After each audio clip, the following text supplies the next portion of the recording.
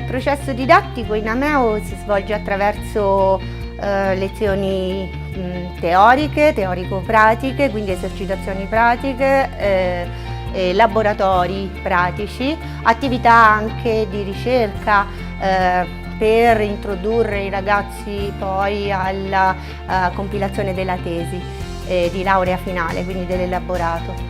In particolare in Ameo abbiamo la possibilità di approfondire e di dare quindi numerosi strumenti che vanno oltre l'attività e gli obiettivi di base, poiché grazie alla disponibilità della direzione del corso di laurea integriamo quelle che sono le lezioni teoriche con numerose ore di pratica all'interno dell'università attraverso laboratori pratici.